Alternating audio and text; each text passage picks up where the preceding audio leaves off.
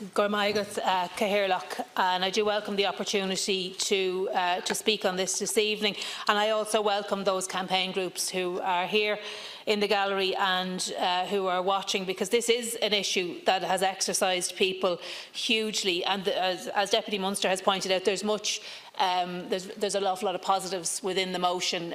It is a motion, it has no legal standing, we know that, but it does provide an important opportunity for myself and for others to be able to state that this is a priority and an opportunity for us to have this debate this evening. I'm not a cyclist. I'm someone who has cycled upon occasion, but the reason I'm not a cyclist is because I would be terrified, quite frankly petrified. I have cycled around the city recently enough, and it is absolutely terrifying. And I know I live in Skerries, and some of the smaller roads there, it's quite scary for the people who are there. Even when you pull out and you give people as much space as you possibly can.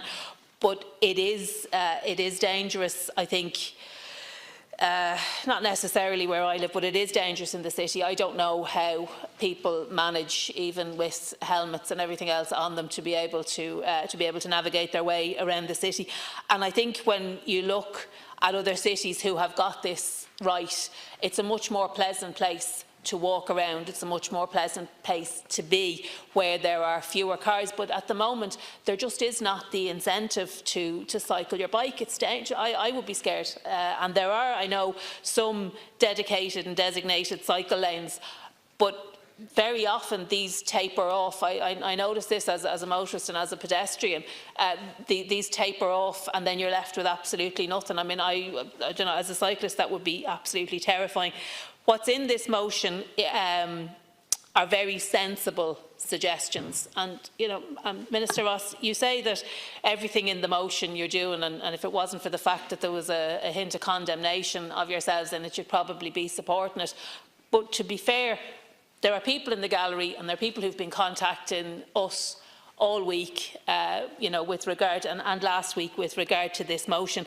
And really, if they thought it was already being done, I don't think that they would be. Most people don't want to engage with politicians, let's be honest. They quite happily not engage with politicians if they could reasonably avoid it. But they have been engaging with us.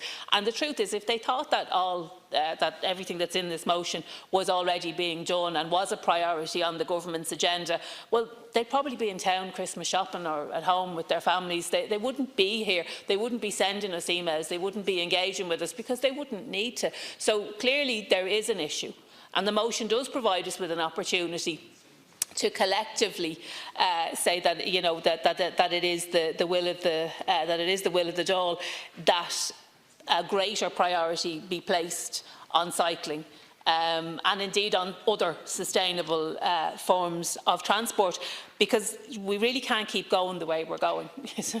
We can't, and the proof of the pudding is in the eating, as they say. And the fact is that the numbers, not just the numbers who are cycling, growing, yes they are, but the numbers who are also campaigning for better infrastructure for cyclists are also growing, and they're growing at pretty much a similar rate, because they see that there are issues, and they see that there is a lot that can be done to make not just our city but this state a much better and a safer place for cyclists.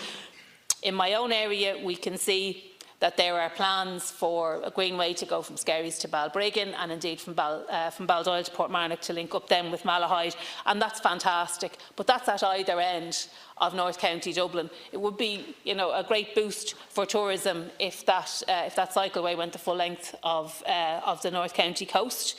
It would be a great statement, actually, you know, to give a full and a clear commitment with funding to ensure that would happen.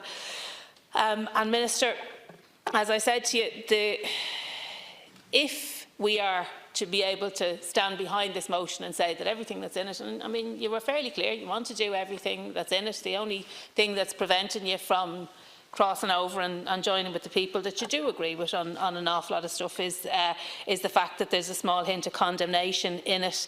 But if it was really being done, well then we wouldn't be here debating it. There would be no need. We wouldn't be here talking about the fact that we need more investment, and the people who are in the gallery and the people who are watching wouldn't be here. And before I conclude, I want to just say a word of thanks to the deputies for bringing forward the motion, but also for moving it, because it was due to be debated, I know, last week, and we had a piece of very time-sensitive legislation, and we are grateful to them for moving it to facilitate that. So, Minister, I conclude by saying you look up at the gallery and you see that we have a problem, we have an issue, and clearly there's no face that it's being done. So perhaps you can maybe inject some hope into this debate that you will in fact do what it is that you say is in the motion and that you agree with, because it's not us that you have to convince, it's the people who are campaigning for it. Thanks, Deputy O'Reilly.